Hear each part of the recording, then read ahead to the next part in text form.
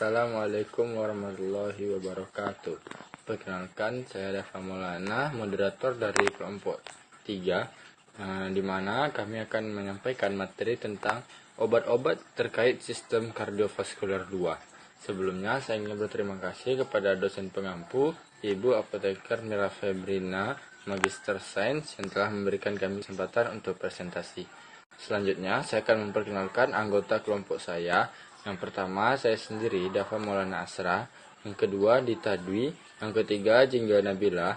Keempat, Nadila Aulia. Kelima, Oktaviani. Keenam, Rina Aulia. Ketujuh, Siti Adinda Nasifa. Kedelapan, Wandelsa Ramadana Aulia. Adapun materi yang akan kami bahas pada pertemuan kali ini, yang pertama tentang penggolongan obat. Yang kedua, tentang mekanisme kerja. Ketiga, indikasi. Keempat, efek samping. Kelima, kontraindikasi. Dan yang keenam, contoh obat.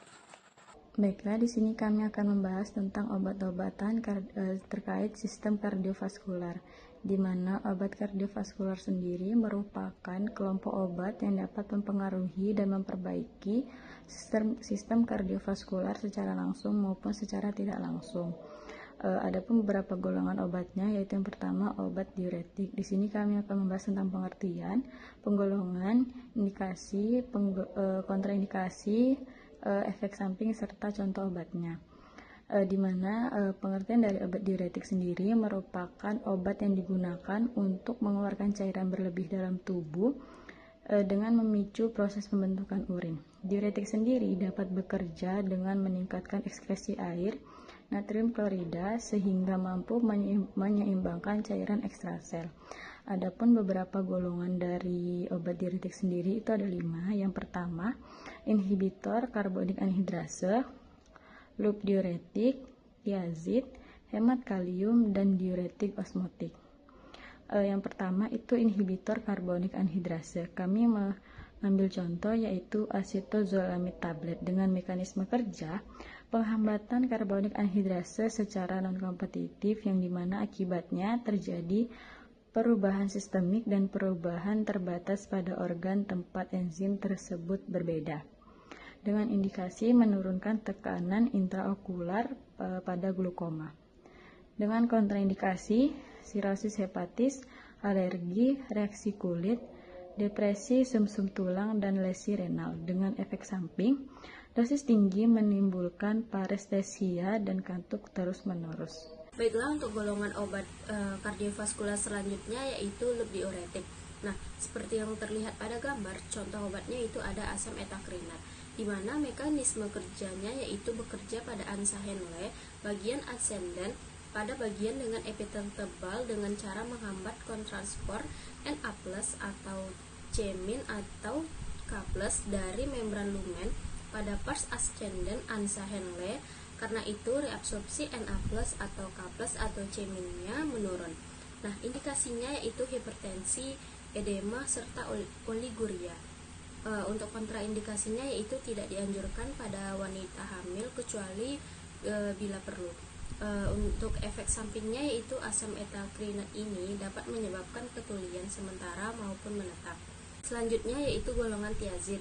Seperti yang terlihat pada gambar, golongan obatnya yaitu hidroklorotiazid atau HCTZ, di mana mekanisme kerjanya yaitu bekerja pada tubulus distal untuk menurunkan reabsorpsi Na+, menghambat kontrasport Na+ atau Cl- pada membran lumen.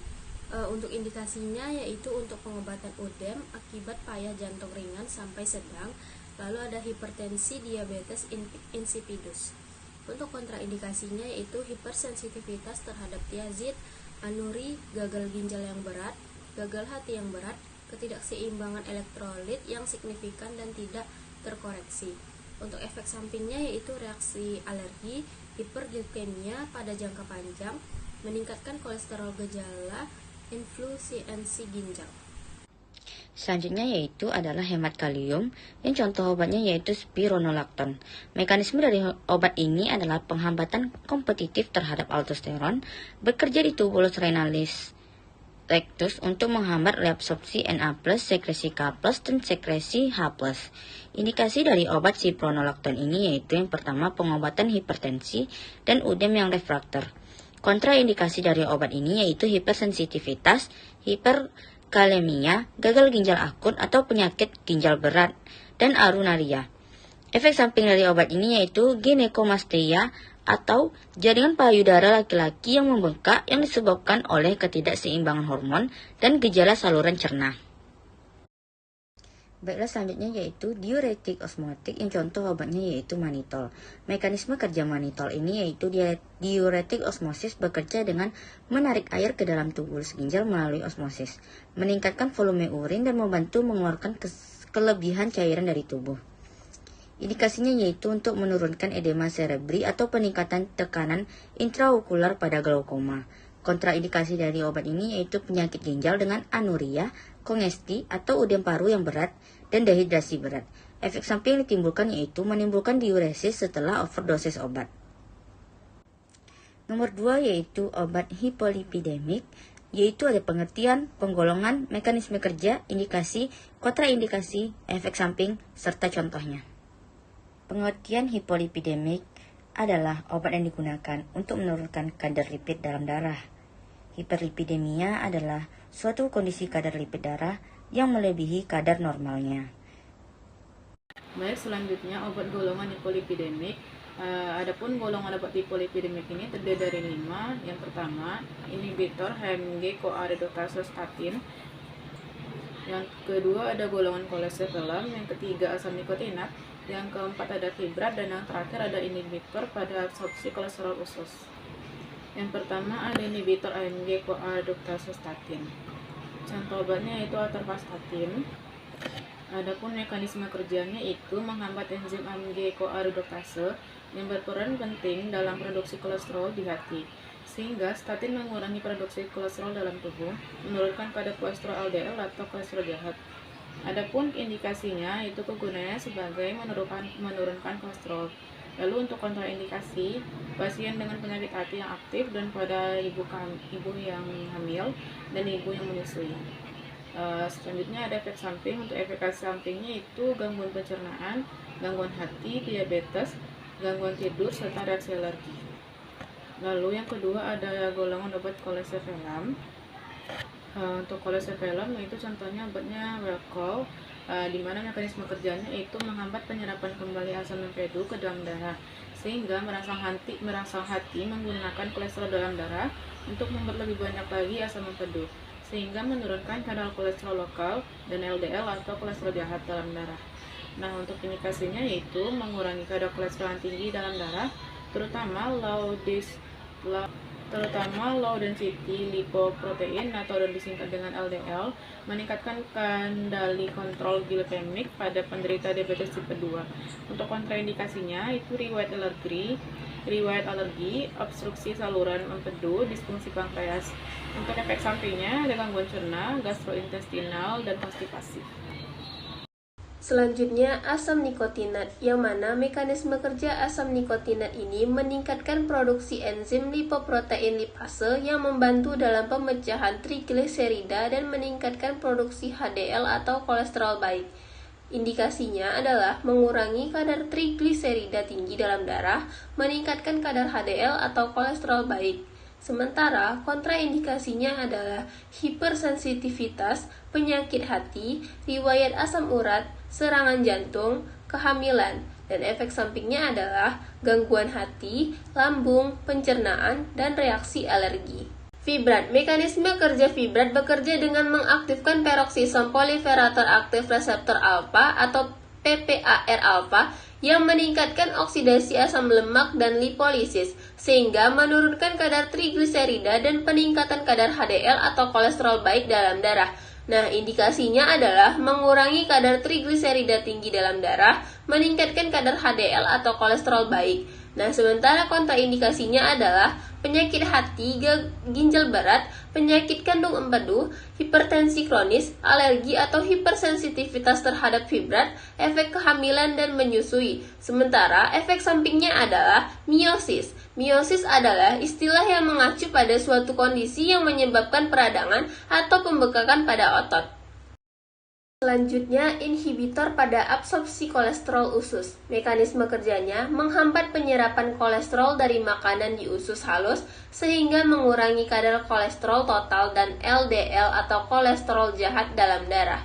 Indikasinya, menurunkan kadar kolesterol total dan LDL atau kolesterol jahat dalam darah. Kontraindikasinya adalah hipersensitivitas dengan penyakit hati, kehamilan, dan menyusui. Efek sampingnya, gangguan pencernaan, reaksi alergi, penyakit hati. Baik, selanjutnya masuk ke obat sistem koagulasi. Yang mana di sini kami akan menjelaskan tentang pengertian, kontraindikasi, indikasi, penggolongan obat, mekanisme kerja, serta contoh obatnya. Baik, penggolongan obatnya itu ada antikoagulan dan antiplatelet.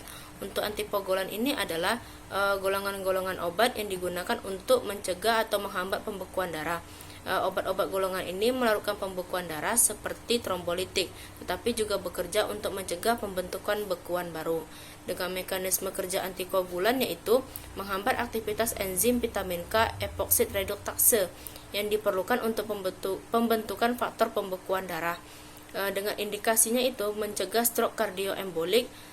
Dengan kontraindikasi semua keadaan di mana risiko terjadi perdarahan lebih besar dari efektivitasnya, termasuk pada kehamilan, kecenderungan perdarahan, dan blood dyscrasias. Dengan efek samping itu ada perdarahan, nekrosis kulit, alopecia, urtikaria, dermatitis, demam, mual, muntah, kram perut, hipersensitivitas, dan priapsimus. Baik, selanjutnya itu ada antiplatelet. Nah, antiplatelet ini merupakan obat yang bekerja dengan cara menghambatkan agregasi trombosit sehingga menyebabkan terhambatnya pembentukan trombos pada sirkulasi arteri. Adapun mekanisme dari antiplatelet ini dapat menghambatkan agregasi trombosit sehingga menyebabkan terhambatnya pembentukan trombos pada sirkulasi arteri. Nah, pada antiplatelet ini adapun obatnya itu aspirin. Nah, indikasi dari aspirin ini dapat berupa stroke iskemik. Nah, sedangkan kontraindikasi dari dari obat aspirin ini dapat menyusui, tukar peptik yang aktif, hemofilia, serta gangguan pendarahan lain.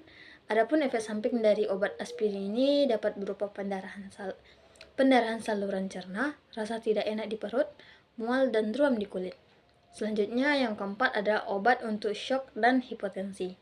Nah, di sini kita akan menjelaskan yaitu ada pengertian, penggolongan, mekanisme kerja, indikasi dan kontraindikasi, efek samping, serta dan contohnya. Adapun pengertian dari shock ini merupakan kegagalan sistem sirkulasi untuk mempertahankan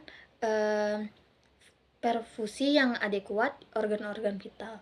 Hipotensi tekanan darah rendah atau hipotensi terjadi bila tekanan rendah lebih rendah dari biasanya, yang berarti jantung, otak, dan bagian tubuh lainnya tidak mendapatkan cukup darah. Selanjutnya tentang vasopresor. Contohnya di sini adalah phenylephrine dengan mekanisme kerja agonis selektif alfa 1 yang akan menyebabkan vasokonstriksi. Kontraindikasinya hipertensi berat, fenokromocytom, hipertiroidisme, aritmia yang tidak terkontrol, dan efek sampingnya itu hipertensi, aritmia, dan iskemia miokard.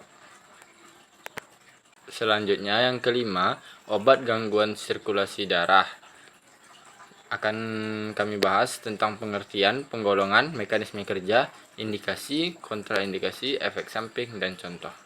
Yang pertama tentang pengertian. Yaitu gangguan sirkulasi darah adalah kondisi di mana aliran darah dalam tubuh terganggu, bisa disebabkan oleh berbagai faktor seperti penyumbatan arteri, pembekuan darah, atau gangguan pada jantung. Hal ini menyebabkan masalah kesehatan, termasuk serangan jantung, stroke, atau gangrene. Untuk obat dari vasopresor, itu kami mengambil contoh yaitu isosorbit dinitrat yang mempunyai mekanisme kerja untuk meringankan sakit kepala, pusing, hipotensi ortostatik, dan toleransi terhadap nitrat dengan indikasi angina pectoris, gagal jantung kronis, dan hipertensi. Kemudian ada kontraindikasinya yaitu hipotensi berat, hipertensi intrakranial, hipertrofi kardiomiopati obstruktif. Efek sampingnya sakit kepala, pusing, hipotensi obstruktif, dan toleransi terhadap nitrat. Baiklah, sekian presentasi dari kelompok kami. Selanjutnya kami membuka sesi tanya jawab. Apabila ada teman-teman yang ingin bertanya, dipersilahkan. Saya akhiri. Wassalamualaikum warahmatullahi wabarakatuh.